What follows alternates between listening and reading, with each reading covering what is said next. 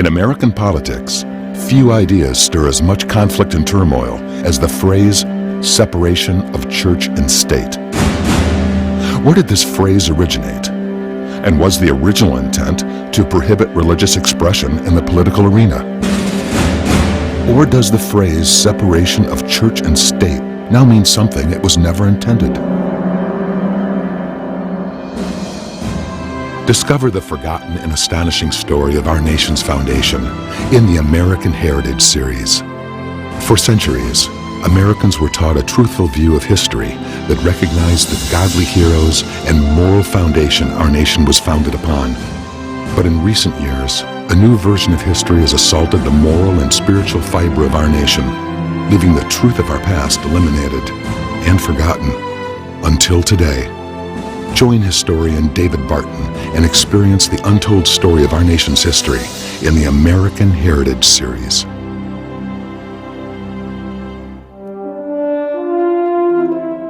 In modern politics, the term separation of church and state is most commonly used to ban acts of faith in the public arena. But a closer look into history reveals the intentions of this phrase to be just the opposite. How then has our history been redefined and rewritten? Discover our nation's godly history in the American Heritage series. America, this is your heritage. Separation of church and state has become one of the best known phrases in American history, and it's a phrase that's been completely turned on its head from what its original intent was. When you look at separation of church and state, that was not a phrase that came from secularists trying to keep Christians out of the public arena. It was a phrase that came out of the Reformation trying to keep the government out of the church. Now, you said some pretty interesting thing that I've never heard before, that the Reformation, okay, that period of time was really based upon that issue. We always thought that Protestantism was coming away from Catholicism, and that created the Protestant church. But you're saying that really the Reformation was really to get the affairs of the state out of the affairs of the church. Exactly. The Reformation was not a Catholic Protestant thing at all, because the Reformation was saying, hey, wait a minute, we're doing these practices, here's what the Bible teaches, let's go back to what the Bible teaches. Got it. Now, eventually, after 2 centuries of that, the Protestant church was birthed, but that was never the design, that was never the intent. Wow. These guys were loyal Catholic priests who were just saying, we need to go back to the Bible. Now, you had Henry VIII who birthed the Protestant of the Anglican church because he wanted to be in charge of something, so he wanted his own church to be in charge of, so he birthed it. And then you had Anglicans saying, wait a minute, we're not doing this right, here's what the Bible teaches. And it's the Bible that teaches separation of church and state, but it's an institutional separation, not an influential separation. Got it. You see, the first time you find the phrase is in England in the 1500s with a theologian, Richard Hooker, and he's the one who first used the phrase separation of church and state. Then as you come into American history, you find the first use of the phrase separation of church and state is by the minister, Christian minister, Roger Williams. It's the same thing. He's trying to get the government to leave the church alone. We so often hear the Constitution's religion clauses in the First Amendment coupled with the phrase separation of church and state. Yet concerning religion, the First Amendment only states, Congress shall make no law respecting an establishment of religion or prohibiting the free exercise thereof. Clearly, neither the word separation, nor church, nor state is found in any part of the First Amendment. In fact, that phrase appears in no governmental founding document. Of course, most today recognize the phrase separation of church and state, but few know its source. Yet it is important to understand the origins of that phrase and how it subsequently became somehow attached to the First Amendment.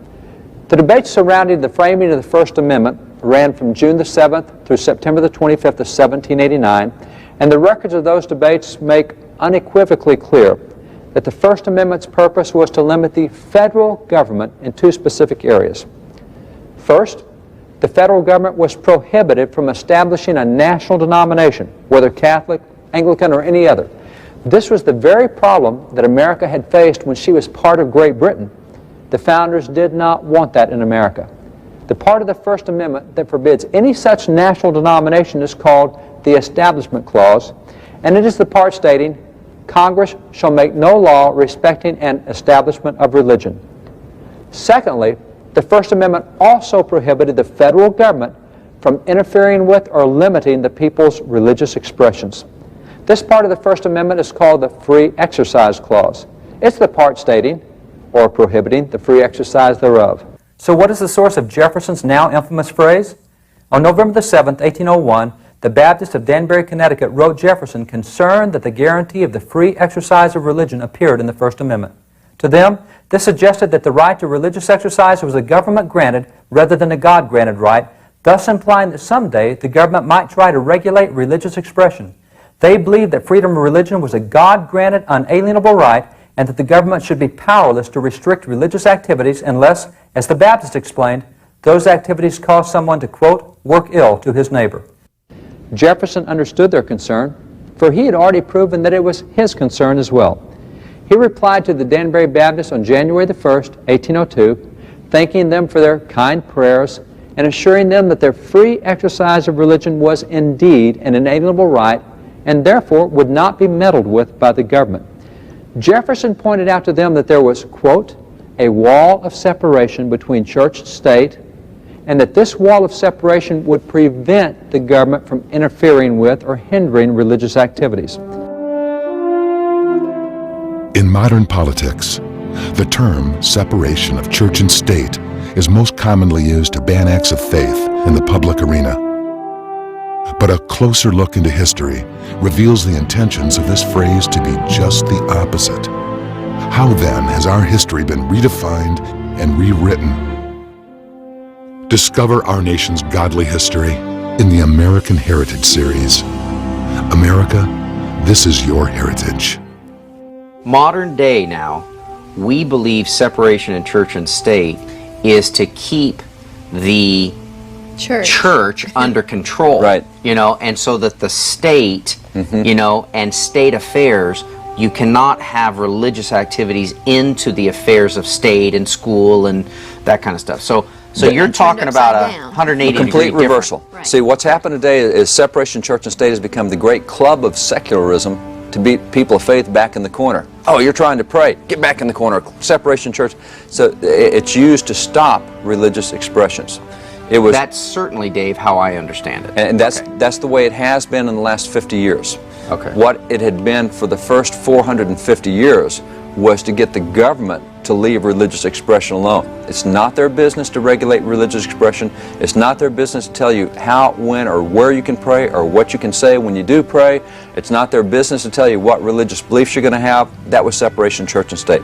The way that phrase came about was a group of Baptist ministers wrote to Thomas Jefferson, who was president. And Jefferson was a sympathetic ear. I mean, he agreed with them totally.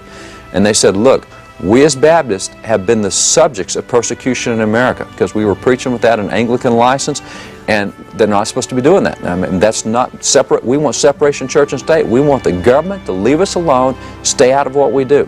And so they wrote to Jefferson with that concern. They said, we're really concerned about this First Amendment to the Constitution. I mean, this First Amendment says that Congress can't make any law respecting the establishment of religion. There shouldn't be anything in the Constitution saying what government can or can't do with religion because it's not their domain. Right. So their concern is that having government mentioned in the First Amendment, the government someday might think that it had the right to regulate religious expression. You know, we would say, hey, the First Amendment's a protection for us. They were saying, no, the First Amendment opens the door for government to come get involved with religious activities, and the First Amendment's a problem. That was their view. So Jefferson writes them back. He said, look, you don't have to worry. He just assured them the government's not going to stop their religious activities because we have a wall of separation. Now, that's really key because his whole wall of separation is to reassure them that the government's not going to mess with any of their religious activities. You're not going to have to worry about the government stopping religious expression. It's not going to do it. See, that was the design. Yeah. Now we use separation of church and state to stop religious expression. In fact, for almost a century and a half after Jefferson's letter, there was no misunderstanding either about the purpose of the First Amendment or the meaning of Jefferson's phrase. Here's an example. In 1853, half a century after Jefferson had written that phrase, a group petitioned Congress urging them to separate Christian principles from government, with chaplains being turned out of Congress and the military, and Christian principles being removed from government and the official public square. They desired a so-called separation of church and state, but in the wrong direction. That is, instead of the government protecting religious expressions in the public arena because of separation, they wanted the government to remove religious expressions. Congress spent a year investigating that possibility and then emphatically rejected it, declaring, had the people, the Founding Fathers, during the Revolution had any suspicion of any attempt to war against Christianity, that revolution would have been strangled in its cradle. At the time of the adoption of the Constitution and its amendments, the universal sentiment was that Christianity should be encouraged, but not any one sect, denomination. The report continued. It said, in this age, there is no substitute for Christianity. That was the religion of the founders of the Republic, and they expected it to remain the religion of their descendants. 2 months later, the Judiciary Committee made this strong declaration. It said, the great, vital, and conservative element in our system, the thing that holds our system together, is the belief of our people in the pure doctrines and the divine truths of the gospel of Jesus Christ. That was Congress. Congress clearly refused to separate Christian principles from the public arena. However, it was not just Congress that refused to do so. The Supreme Court refused to do so as well. In an 1878 case, more than 3/4 of a century after Jefferson had penned a separation letter, the plaintiffs in that case invoked his separation of church and state phrase, hoping to use it to their advantage. However, that Supreme Court was not content to let them get by with just using the 8-word separation phrase out of context from Jefferson's letter, which, by the way, is what courts today do. No, rather than just cite the single phrase, the Supreme Court reprinted a lengthy segment from Jefferson's letter to prove that separation of church and state was intended to protect rather than remove Christian values and practices from public policy. In one way, you've clarified something and made it very simple. In another way, you have made it a little more complex for me. Let me tell you why. I didn't know that the Bible teaches separation of church and state. I would have said, let's take the phrase separation of church and state and trash it completely. But that's not what you're saying. No. We need it, but we just need it applied differently. We need it applied in a scriptural way. Okay. If you take the example of King Uzziah, King Uzziah was a great king of Israel. He feared God, he loved God, he honored God in his administration. His people prospered. He was a great military leader. The Bible tells us that God gave him inventions of war. Well, he had done so well, God had prospered in so much, he decides he's going to go in the temple and offer sacrifices. So he goes to the temple and the priests say, time out. You're not a priest. You're a king. We're the priest. We offer sacrifices. You're not supposed to be in here offering sacrifices. He said, I'm the king. I'm going to act like a priest too. And they said, don't do it. He started to do it. He started to offer the sacrifice of incense, and God struck him with leprosy. He went out of the temple. He eventually died of that leprosy. God weighed in on it. He said, you're the king, you're not the priest. That's a separation of church and state. That's an institutional separation. Got it. The king is not the priest. Now, you also have examples of the Bible where, particularly in Genesis, you see that God ordains 3 institutions. He creates first the institution of family. Puts man and woman together, said this is good, that's family. Next we have the institution of civil government, where that he says, here's how I want you to conduct your horizontal relationships. And he says, all right, whoever sheds man's blood, by him will man's blood be shed. So we started getting civil laws for murder and behavior and theft, etc. And then by the end of Genesis, he says, now here's how I want your vertical relationship conducted. We would call that the church. So those 3 institutions, you got family, you have government, and you have church. As you look across the scriptures, God gives certain directives to one institution that he never gives to the other institutions. Okay. For example, you get to Romans 13, God gives the sword to civil government. He never gives a sword to church. The church is not to bear the sword. If the church picks the sword up, the sword of civil justice, they violated the institutional separations. And that's what happened in that middle time of Christianity, where the church started picking up the sword and saying, you're not believing right, we're going to kill you. Well, that's what happened when church and state merged, was the sword got in the hands of the church, and that's where atrocities come from throughout history. The Inquisition, Crusades, whatever you want to point to, it's when the church took the sword in its hand. So there's very clear institutional differences that God gives in the Bible.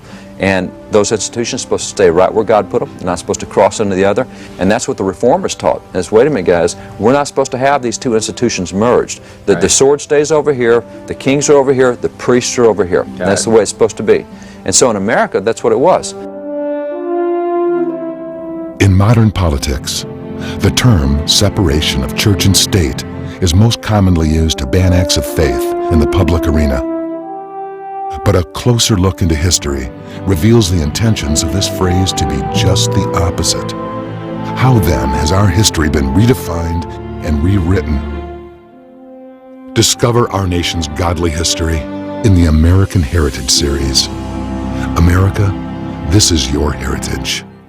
In the case Everson versus Board of Education, the court cited only Jefferson's separation metaphor, ignoring the rest of his letter and its clear context. It therefore boldly announced a new policy. The First Amendment has erected a wall between church and state. That wall must be kept high and impregnable. This was a brand new philosophy for the court. No longer would Jefferson's separation phrase protect public religious expressions, as it had for the previous century and a half. It would now become a mandate to exclude religious expressions and to secularize the public square. Significantly, as courts and secularists began to remove public religious expressions, they simultaneously clamored separation of church and state, claiming this is what the founders wanted. This was their great intent. So often have they repeated the separation phrase when talking about the First Amendment that many citizens today now believe that the phrase is actually part of the First Amendment, thus demonstrating the truth of a statement attributed to Dr. William James, the father of modern psychology. There is nothing so absurd, but if you repeat it often enough, people will believe it. The Supreme Court, having announced its new approach in 1947, first nationally implemented the policy of public secularism in 1962 when, for the first time in American history, it ordered the separation of religious principles from education, ruling that it was unconstitutional for a student to pray voluntarily, to say a voluntary prayer at school. The court achieved its reversal of the Constitution's protection for religious expressions first by using the phrase separation of church and state without regard to its historical meaning, and then by redefining the meaning of a single word within the separation phrase, the word church. For nearly 2 centuries prior to that case, the word church in the phrase separation of church and state was defined to mean a federally established national denomination, such as was represented by the Baptists or Catholics or Anglicans or Presbyterians or whatever. However, in 1962, the court decided that the word church would no longer mean a religious institution, it would now mean a religious activity. So instead of the First Amendment being used to prevent the federal government from setting up a national denomination, which voluntary prayer certainly did not do, it now meant that the federal government must not allow a public religious activity, which voluntary prayer certainly was. Jefferson very wisely attached separation of church and state to what we call the Free Exercise Clause. Wow. Now, the First Amendment of the Constitution doesn't have anything to say about separation of church and state. As a matter of fact, here's a really fun thing that we don't hear much about. We're told today that this is one of the great intents of the Founding Fathers, is separation of church and state. Well, first off, Thomas Jefferson was not a framer of the First Amendment. He was not even in America when the First Amendment was framed. He was overseas in Europe. I did not know that. He had no part in framing it. As a matter of fact, a biography that was written by Joseph Priestley about Thomas Jefferson tried to link Jefferson to the First Amendment of the Constitution. And Jefferson wrote back his friend and said, no, you got to take me out of that section. I had nothing to do with the Constitution. I had nothing to do with the Bill of Rights. I was not in America when it was done. I was not a participant. I had one letter sent to me about what was going to be in it, and that's all. I never even saw it till I got back to America. So we've made a guy who had no role in the First Amendment to be the chief spokesman on it. Of it. Now, what we've got is we have 90 Founding Fathers who did frame the First Amendment. All of their debates, from start to finish, are in the records of Congress from June the 19th or 20th of 1789 to about September the 24th and 25th of 1789. So you have these guys for several months, 90 guys going after the language of the First Amendment. Here's what we'll permit, here's what we won't permit. All the records of Congress are there. Not one single one of those 90 Founding Fathers ever even mentioned the phrase separation of church and state when they're framing the First Amendment. They didn't even talk about it. Now, it seemed like if that was their intent for the First Amendment, somebody would have said something about it. Right. The phrase is not mentioned one time. It's mentioned in a letter that comes later by Thomas Jefferson. That had nothing to do with the framing of it. All that letter had to do was to reassure them the government's not going to interfere with their religious expression. And so he uses a metaphor that is well known to those people. Baptists have had it, Christians have had it. Any Reformation-minded person understands separation of church and state means keep the institutions apart. Don't let the government stop our religious expressions. Keep it apart. And now we've turned it completely on its head. You see, what's happened today is if we really believed separation church and state, then we wouldn't allow the state to have zoning or building codes that affect the church. We wouldn't allow the state to have any kind of influence over health codes on the church or employment codes of the church or tax codes of the church. We'd say separation church and state, state, you can't touch the church at all if we really believe separation church and state. But what's happened is separation church and state means, oh, you religious people can't get involved in the public arena. Reversal from what it's supposed to be. The Constitution mandates in Article 1, Section 5, Paragraph 3, that written records be kept of what goes on in Congress. The founders required this because they wanted government open, accessible, and accountable to the people. Within the congressional records, you or I at any time can read what our elected officials are doing and saying, or not doing and not saying, and then hold them accountable. Every debate and every vote which has taken place in Congress from 1774 to the present is recorded in these public records. And it is because of these records that we know exactly what happened when Congress moved into this building. According to the records for late November of 1800, Congress spent the first few weeks organizing the rooms, the committees, their locations, etc. And then in the first week of December 1800, Congress made an interesting decision. What was that decision? Congress decided that the Capitol building would also serve as a church building. The U.S. Capitol, this building, became a church. The use of this building as a church building is confirmed not only by the records of Congress, but also by the diaries of those who served in Congress at the time. For example, when John Quincy Adams was a U.S. Senator in 1803, he recorded in his diary for October the 30th, attended public service at the Capitol, where Mr. Rattoon, an Episcopalian clergyman from Baltimore, preached a sermon. The week before, he had written, religious service is usually performed on Sundays at the Treasury office and at the Capitol. I went both forenoon and afternoon to the Treasury. Very few realize that this building, as well as other government buildings, served as church buildings, but indeed such was the case. In modern politics, the term separation of church and state is most commonly used to ban acts of faith in the public arena. But a closer look into history reveals the intentions of this phrase to be just the opposite. How then has our history been redefined and rewritten? Discover our nation's godly history in the American Heritage series. America, this is your heritage. Dave, what I think you have just done is given me information about what I thought I knew about the term separation of church and state, and spun the term separation of church and state literally 180 degrees from the original intent of its framers. Or it was state, you stay out of our affairs. Yeah. Get out of our faith. Let me show you how corrupt the interpretation has become. Because the First Amendment to the Constitution is very simple. It says Congress shall make no law respecting an establishment of religion or prohibiting the free exercise thereof. Now, if we don't understand that, we go to the records of Congress. That means Congress cannot establish a federal denomination. They can't make us all Baptists, Presbyterians, or anything else.